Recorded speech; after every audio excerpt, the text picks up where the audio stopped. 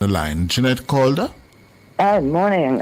Is it still morning? It's still morning. It's 15 minutes after 11, Jeanette. How are you? Sir. I'm doing pretty good. Doing pretty good. Just wanted to discuss two quick things with you this morning around accountability. Yes. We've had some good news, I'm sure, regarding as you know, folks have been demanding to know and are concerned about what accountability measures the government will be putting in place regarding the hurricane recovery expenditure. Yes. Whether it's monetary or non-monetary, what is to come of the contributions that have been made. Mm-hmm. We've heard it from the media, we have heard it from citizens on social media, the private sector. And I'm sure you've heard about the Auditor General's intentions, and I've already begun doing a real-time audit. Yes. Which I'm very proud to share, as I did in the papers, that this is something not new. We did it in COVID, and it really served the country. Mm-hmm. Built in some really serious efficiencies in the system. We managed to catch things before they go wrong, and it was really an outstanding best practice, so we were really glad to see it happening again. Mm-hmm. But the thing of it is, while we've been rejoicing and the citizens have been, celebrating that something like that is taking place,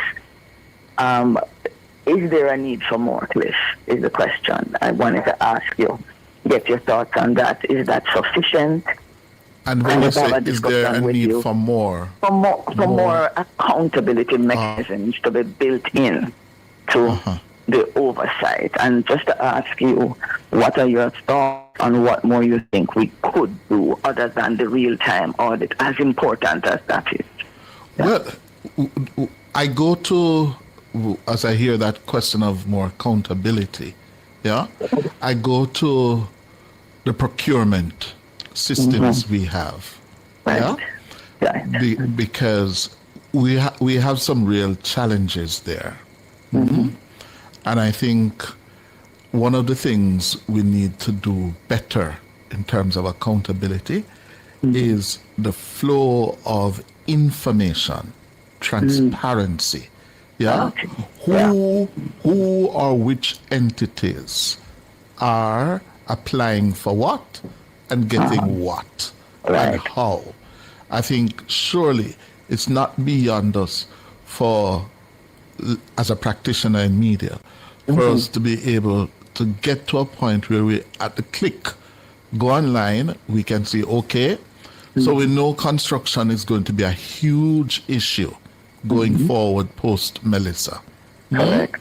Right. Who are the people how is it that we're going to choose the 5,000 beneficiaries for the 5,000 containerized units that are coming? How is it to be done? We can put that up online, Yeah, I agree. Totally. So when you say procurement, you're also thinking about the number of contracts that the government will have to award for the rebuilding process itself. Not only number of contracts, but the scope of those contracts, the deliverables, and the process for choosing the contract awardees. Absolutely. I have some good news, though, Cliff, in that regard. At least I consider it good news for those of your listeners who are familiar. Greg Christie back in 2006 had started a practice which I have bragged and boasted about, and I don't get a chance to brag about, what government does a lot. So when I get a chance, I really take it. But Mr. Christie had started his initiative, which the government has embraced, and we've done it for about 15 years, where every contract over 500,000, it started a little smaller, but it got to the point up to 2020 where anything over 500,000, a contract that was being awarded, people's funds, the public funds were being utilized. You had to report it at the time to the Office of the Contractor General. When the Integrity Commission came in, it was also included in the legislation that it was required. And the compliance with it was also very high, over 90%. Any citizen could go to the Integrity Commission's website and see which contractor, as you said, what scope of work, the manner in which it was awarded. Was it a direct contract? Means that nobody else never get a chance, just somebody get it. Was it an open tender? And it's an outstanding best practice. Now, that has stopped since 2020, October. A very concerning thing, largely because the Integrity Commission read a section of the law 56.1 that they believe prevents them from sharing this information. But in February, during the review of the Act, the committee that was reviewing it agreed that that was not their intention. So their recommendation is that we should go back to making it public. Now, here's the good news. Not just that the committee has signaled the intention that the Parliament believes the public should have this kind of information, crisis or not. But the Ministry of Finance, I've been writing to them because I know that they are also coming up with a database. Yes. I believe, Cliff, that that database is actually up and running. Oh. It's something I need to go and check on. If you're familiar with the word GoJEP, it's Go what? GoJEP, GOJEP.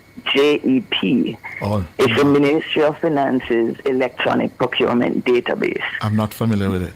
But we can talk about it another time, but I'm saying I've written to the ministry last week for confirmation, but I understand that they're actually now going to be posting more real time what contracts are being awarded. So I would imagine, if it has already started, that for the reconstruction process, you will be able to go there and see that kind of thing. So I'm just sharing that with you because that is good news. That is transparency at its best. For 4 years, we have not been able, you the media, citizens can't see where is our money flowing. But thanks to the Ministry of Finance, I think we're back there again. So that's just one of the things I wanted to say. I'm looking forward also to a dashboard capturing what you said about procurement, but just the whole flow of where the contributions are going, who is benefiting, and all of that kind of stuff. So yes. I mean, go ahead. No, go ahead. You called. You go ahead. No, I'm just saying that, I'm counting on the media to continue to press in about it because, I think that a month has passed and there have been persons who have thought it insensitive, Cliff. For example, I think a week after the hurricane, I started to ask questions about this. And there are persons who say, boy, Jeanette, it's really insensitive to bring that up now, But I don't think they understand that. To ask about what? Question, what are the accountability measures that the government is going to put in place? But I think when citizens hear that question, Cliff, they think you are accusing the government of something. Yes, so I wanted to really say to you and to your listeners today, and I know I suspect you would agree with me, let me know if you don't, that, for example, when Dr. Clark asked the Auditor General in 2020 and in 23 to do a real-time audit, he wasn't saying the government can't be trusted, He was actually, if anything, protecting not just our funds, but also protecting the government. Exactly. So in other words, when people flag complaints, our rumors start to bust, as the Prime Minister has been talking about recently. What you have, Cliff, is what? A paper trail. So you can address the matters and protect the government. So I want to put it out there because things tend to get misunderstood. And so it's a good thing for the public. It's a good thing for beneficiaries. And you want to know the other good thing, Cliff? When people know there are accountability measures in place, wouldn't you agree that it modifies the behaviors of those who probably intend to abuse our system? Yes. Yes, it does. And also it inspires confidence. Correct. And trust. Exactly. In the system. Absolutely. Yes.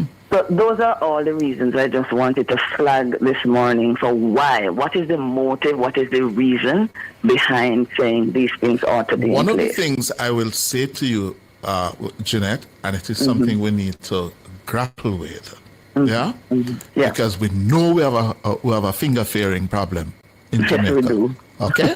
So let us not beat around the bush. We know we have a finger-fearing problem. People will do things, for juggle. It's part of the Anansi mentality. For juggle. Absolutely. How do we, for example, in a crisis like we now have, post Melissa, where people are having the sky as their ruse? The what? I didn't know that word. The sky as their roofs. Oh, right. Roofs, Yes.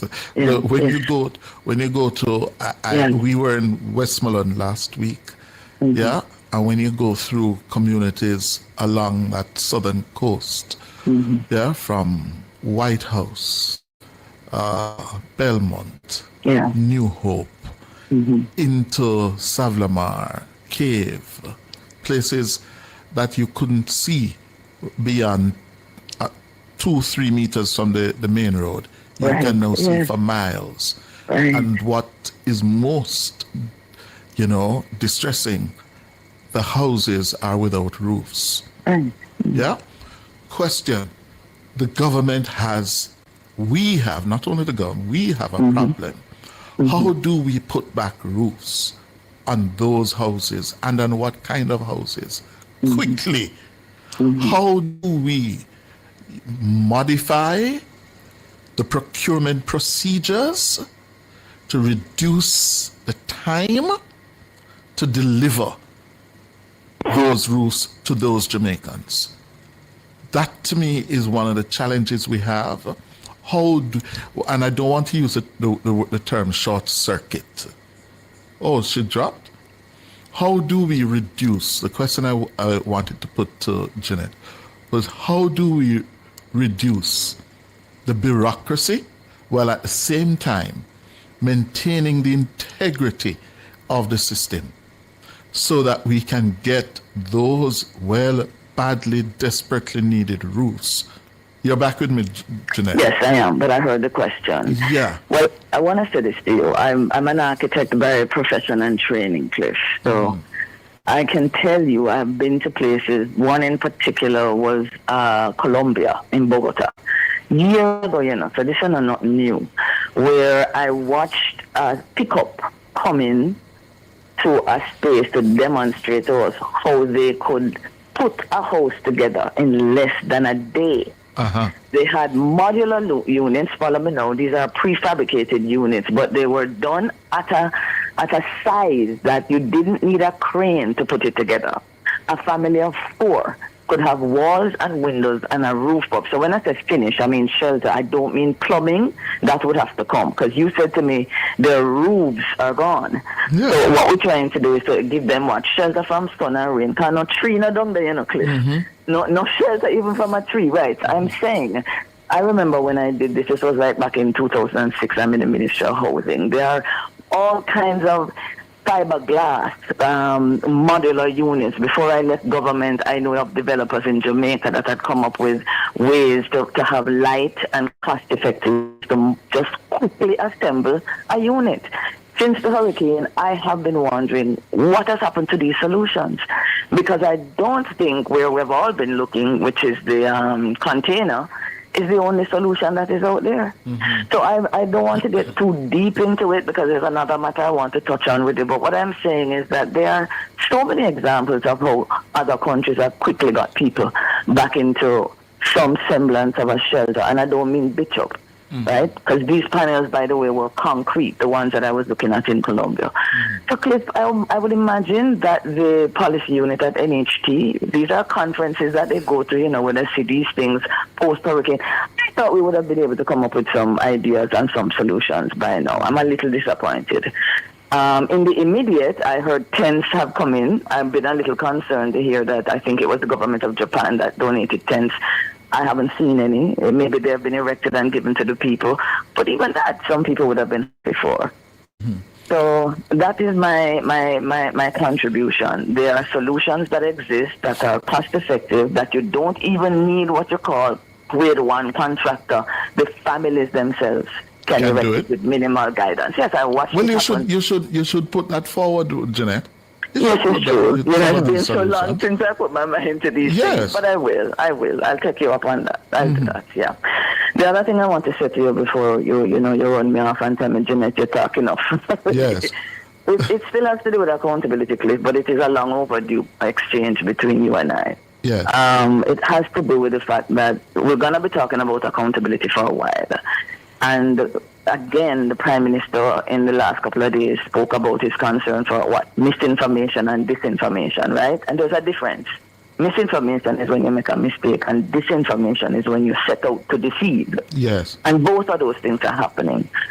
So when he uses the word accountability or any derivative of it, it's very important that people understand what these words are. And I believe that there has been a disconnect certainly with the people who listen to your program. And you raised the matter on the 10th of November, and I only discovered it last week. That's why I reached out to Nora. So I wanted to talk to you about the issue of the word accounting for or to account to. Because we want, I think you'd agree with me that, civil society and media is here to educate, inform, and to help people to understand issues and things, or even words that are not in their usual lexicon. So I wanted to talk to you about your understanding and my understanding and what I believe is the understanding of the word to account for something, because that's what we've been talking about here already. Mm-hmm. So on the 10th of November, you had a caller who shared with you, he said his name was Junior, and he shared with you about his trip. Hold on for a minute. Let me just clear the commercial break up. Yes, Jeanette, you were saying on the 10th of November. Right. There was a caller who called in. He identified himself as Junior, and he was sharing with you his experience of a visit to Westmoreland. And he was really pretty emotional about, I remember him saying to you, Cliff, me a big man in a bar, but still, he went down there and he was terribly impacted by it. And he was complaining about the slow response of the government in getting the electrical poles up. And you were rightly correcting him, reminding him of the role of the JPS versus the government. In the process of your correcting him and helping him to understand it, he pivoted to what I would say was a concern for general slow, in his view, a slow response of the government in general at the time. And he referenced a report about $3 trillion that was unaccounted for. Mm-hmm. And those were his exact words. Mm-hmm. Mm-hmm. You interrupted him right then and there because you were concerned for a statement which you said you needed to, statements like that, and I'm quoting you here, Cliff, you thought he was spouting political propaganda that has been proven to not be so, and you felt that it was a lie and a disinformation that was causing toxicity, which you said you needed to deny, to dismiss, and to counter it because what he was saying was not helpful. So you did indicate that he was referring to the report that JAMP had done and statements I had made. But you said about 2 years ago, but Cliff, it was just a year ago. I'm flying, but I want to come and talk to you about it because I think it's an overdue exchange on the matter, but more importantly, I am not interested in looking too much at the past, but I am interested in that when reports begin to come out, whether the Auditor General or anywhere, and somebody says, this person needs to account for X, or this has not been accounted for, or this is unaccounted for.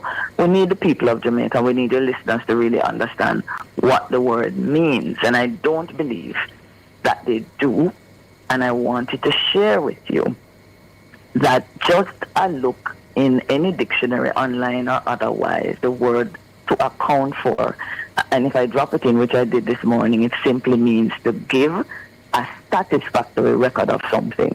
Mm-hmm. It actually says here, typically money that you're responsible for. And Google gives an example. It says, I had to account for every penny I spent. Yes. It gives one other example. It says, it also to provide or serve as a satisfactory explanation for something.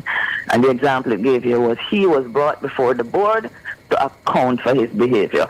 When we had the match the other day, Cliff, if I had said to you the World Cup qualifying match accounted for the delays in the traffic flow, it means that it explains it. Yeah? If somebody said the death of his mother affected his performance on the field, it accounted for his poor performance. So the word accounted for simply means to give a satisfactory record of something or an explanation. But so in Jamaica, hold on, Cliff, before we want to in Jamaica, because I want to say, or maybe I should let you, but in Jamaica, we speak English, one. In Jamaica, we have an Auditor General that provided reports over the last, many decades, long before we even became independent. And JAMP has been looking at these reports. I have been personally looking at them from when I was in government. But as an organization, we did some research where our source was an Auditor General, where the term unaccounted for and account for is used all the time. So in Jamaica, an official report from government utilizes a word, and I've even brought examples from those reports, if it would help. So in Jamaica, where that research took place, in the reports that we looked at, that is not a strange word, not in an auditing, not in an accountant, and not even in regular use. But in Jamaica, last year this time, JAMP made a mistake. And the mistake is that we were naive in not understanding. I think I would say the environment at the time. I genuinely didn't understand that this would have become what I think was a political football, where persons did abuse another word, which is missing. And missing unaccounted for don't mean missing. It means that when somebody submits a financial report, you might come to the conclusion after you get the report, if you're not satisfied, you might say, and you might not say, that money is missing. But the word unaccounted for, Cliff, does not mean missing. Now, here's the beauty of it, and I just wanted to say it to you and to your listeners who came out after November the 10th. I mean, Cliff, I didn't understand what it was, but social media, my timeline blew up about these reports, and I couldn't understand where it came from. Last week, my communications officer came across the interview with a young man. So I just want to put on the record that the very day we met with the media and we explained the concern for the $3 trillion worth of reports that had not been given to the Auditor General, I had said it does not mean missing. I want to put on the record that the front page report the very next day, December the 4th, so it's almost exactly a year, the article on the front page, I am so happy that the reporter actually said, and Jeanette Calder indicated that she's not saying, JAMP is not saying, it is missing. The third thing I want to say to your listeners and yourself is, the very cabinet, post-cabinet press briefing that raised it, and I can provide you with a date if you need it, the Minister of Finance indicated that Jeanette Calder of JAMP had indicated from day one that it does not mean that it is not missing. So for 12 months, Cliff, our credibility has been called into question. Persons who listen to the program all the time and certainly to the interview on the 10th of November have come back out to accuse JAMP. And I just thought it would be fair, not just looking in the past, but looking forward and investing in information that may or may not come out, that if the Auditor General should say that there is something for which no one has given account for or it is unaccounted for, to let them know that it does not mean that it is missing. What are your thoughts on that? I think your intervention this morning is needed, was needed, and I think and I hope will go a far way in putting to bed that issue. And I'll tell you why. It came up during that discussion, and the moment I announced that you were joining me this morning, my YouTubers, some of them went berserk over this very issue. Oh, there you go. Very issue. That's useful to know. Yeah. So I think now you have made it very clear you were not accusing anyone of thieving any money. Yeah. Because what came out of that entire episode from that publication was totally misreported in some quarters, in some social media spaces, as if, oh, see there, JAMP and Jeanette said the government, Andrew Holness government, thief how many trillions of dollars. Right. And that has been replicated. Yes, it has. Jeanette? Yes. In multiple posts online. Yes, it not has. on traditional media, but in the social media space. I know, Cliff. In fact, it is often cited as a beating stick for the Holness administration. And it has become part of the dog fight between the political activists and bloggers online in Jamaica.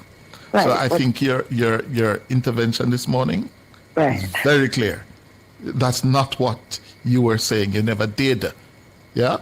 But Well, you know, Jeanette, we have a problem, we have another problem, and this is how information is presented and manipulated now. Yeah? And it is a global problem. In Jamaica, night after night, day after day, when I find a little time to check my timeline on social media. Yeah? It is crazy. It is madness. And I go further. I not go further. I've said it. You now have people who are employed by certain people for political purposes to totally, denigrate and defame all political leaders. And I'm talking Prime Minister Holness, Opposition Leader Mark Golding, politicians, people in media like myself and others who are being pilloried and paid for by some of the politicians, I gather. Yeah? I hear we lost you again, Jeanette. It's a little piece, and it's important that I get everything you're saying. I'm saying that we have a bigger problem now that is a threat to us as a functioning democracy, and that is the industry that has developed, emerged around people being employed deliberately to lie and to mislead and to defame people's character and reputations. It is a burgeoning problem. As a matter of fact, I have been suffering from that well, I wouldn't call it suffering because I really think it has actually been helpful for me to a large degree to understand the political landscape, to appreciate the need to be very careful with communication. So I've learned some things from it. But as I said to you a while ago, Cliff, from the very first step, I took care. The gleaner itself took care. The Minister of Finance came out and took care. Yeah. And in all of those instances, to say one thing, Jeanette Calder did not say it was missing. She took steps to ensure that the public was advised that that is not what was being said, which is indicating that there was a sensitivity that people could have gotten it wrong. Now, the very same thing you said a while ago, Cliff, is I believe that there were persons who understood that it was an opportunity to beat the government and therefore took advantage of the situation and my reputation and JAMP reputation. They did. And yes, has suffered as a result of it. Now, for me, my whole approach in life is that which was meant as evil, God will bring good out of it. So I don't worry too much about it. But I agree with you. The Prime Minister is referring to that very same thing, I think, a couple of days ago. So what has happened to me happens to you, happens to him. What concerned me, though, Cliff, is that I am depending on you not to defend JAMP. No, we can stand on our own 2 feet and explain ourselves. But we are going to need the media to help the public to understand. And I have been very disappointed in 2 things. One, I haven't heard you weighing in on what the real issue was. And the real issue, Cliff, was not the misuse of a word. The real issue was the potential misuse of public funds when 10 years can pass and ministries, departments, and agencies don't report what they have done with the funds allocated for them. I have not heard any attention placed. All the attention was on the misuse of a word, which wasn't, but that was where it was. Last week, Cliff, when Junior, that's what he said his name is, spoke, he never said missing. He actually said unaccounted for, but you identified it as misinformation, which really, to me, reinforces something that is really not the case. The man spoke the truth. He didn't say missing. If he said missing, I could understand. So your listeners came over to say, Miss Calder, you see what you do the government, but Cliff, you need to let your listeners know that the word is correct because we will have to continue using this word in the future. And I can take that. But that man, Junior, and I remember the call, was going down a road that I knew from he started out very well as if, fair and whatever. And then he started to repeat a lot of the lies, that were being perpetrated online, including the lie that the government thieved trillions of dollars. Well, Cliff, tell you what, I listened to it again this morning before I came on, and I'm dropping it right now for Nora, just to cue it up when you're done, you can listen to it. But I am assuring you, for you have listened to so many people since the 10th of November. I don't think you remember it in the detail that I'm saying. True. The gentleman, you yourself have said to him, boy, you really sound like you're genuine. But I have to. I do not agree with you that he went anywhere in a direction that had to do with lies. The only distance he got, Cliff, was to say he's concerned about resources because he knows government now needs a lot of resources to respond to the people's plight. So I think that's why he raised the 3 trillion. Oh. And he only got as far as saying to you, what about that report about 3 trillion that was unaccounted for? He got no further. So what I'm saying, Cliff, I cut him off. You sure did. A long time, so you get so upset, Yes. But Cliff, in so doing, you did us a disservice because his statement, yes, man. Because if the gentleman is quoting a JAMP report, and JAMP's report is quoting an Auditor General, it is a disservice to him, to JAMP, and to the 120 Jamaicans working in the Auditor General's department. Didn't I say in that they are the source of our information? Didn't I say in that very conversation with that man that, listen, Miss Calder and JAMPRO has clarified that perception about money being missing? What you actually said is JAMP did come out and indicate that it was wrongly reported. Now, that is so vague, Cliff. People could have got anywhere with that. Yes. And what we did, we only came out and our press release said, in the interest, we recognize that this word has caused some confusion. We're going to withdraw the word. And instead, what we're going to say is, the reports are outstanding. Because the truth is, Cliff, if the reports are outstanding, then you have no record. Yes. You haven't accounted for it. But it's the same thing. There were even some people who were even confused when we did that. And said, but Ms. Calder, not the same thing that you said. No. Right? And it is the same thing we're saying, but in words that we thought the public could better understand, because we felt that the country had gotten caught up in the wrong discussion. It should not have been about the misuse or use of a word. It should have been about the concern for the funds. Now, Cliff, very January after that, Mocha came out and spoke about the drawdown, big thing that was, on the St. Catherine municipality for fraud. And I remember sending out another press release to say, now, this is the thing, because the St. Catherine municipality is a part of that. MDAs who have not been reporting. Now, if they have been reporting, there's a very good chance that we would have caught that. I was trying to say to the public, this is the reason for our concern. And what I want, Cliff, is your help to get the public to understand that the government has to do something. So before I go, let me give kudos to the Minister of Education. Because for the Ministry of Education, I think it was 10 years, Cliff, that not a penny was accounted for. But kudos to President Secretary Dr. Troop. Kudos to Minister Favour Williams, who, as the Minister of Education, started the process, and now this Minister of Education that has submitted the last year. Very well.